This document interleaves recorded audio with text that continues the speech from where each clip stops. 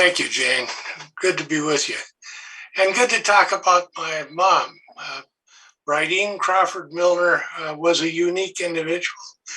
Um, and as you mentioned, she was the youngest chairman of the bank, or chairman of the board of a bank in the world at one time. The 50s were an exciting time, and she was fearless. She grew up in Seattle. She was the eldest of 11 children, and she was the kids' enforcer. By that, I mean she was a tomboy, and she knew how to use her fist. Somebody'd pick a fight with her brothers or sisters, the matter was settled right then, and she was fearless, and she won. I knew this since my favorite uncle, Uncle Tommy, told me her stories, but you'd never know it to look at her. She and my dad, Ben Crawford, founded Citibank of Anchorage in 1949. He ran the bank, she ran the family, but she was also the chief marketing officer and the PR person for the bank. They were both quick learners and loved the job. Alaska in the 40s and 50s was pretty wild woolly. The population was 11,254 in 1950, and it grew quickly to 82,833 in 60 and 126,385 in 1970. That's a phenomenal growth record for a town. When she took over the management of the bank, she had a good team, but she was also a great salesperson. Uncle Tommy told me a story about J.C. Penney, and I've never forgotten that one. There was a vacant lot to the bank, and she decided that the J.C. Penney store would be the perfect spot for that lot. And so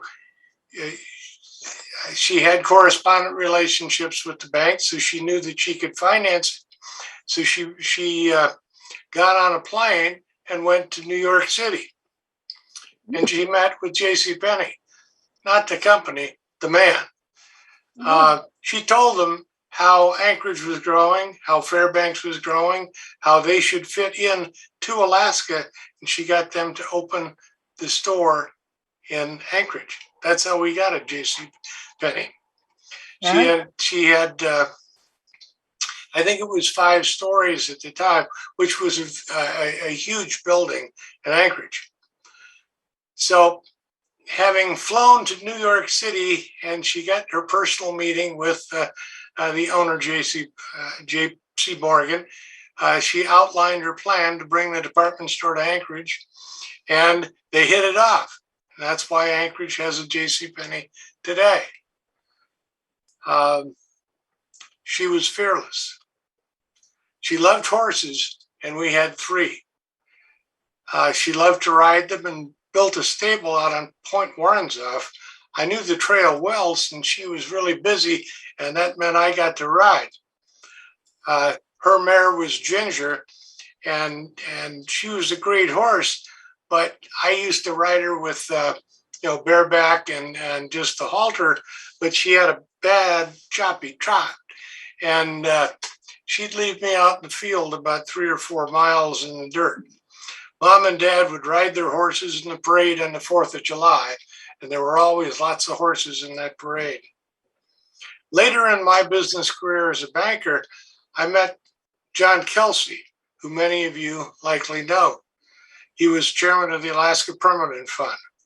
One day I was talking to him about banking in Alaska, and he mentioned that Mom and he had both served on the Alaska State Development Corporation Board of Directors. I was working with him on bringing in new financial markets for my mortgage banking company, and John told me that he'd done exactly the same thing with Mom when she was working for the bank. She saw the growth opportunity and capitalized on it. She was fearless in life, in love, and a great defender of Alaska and her family. Thanks for the opportunity.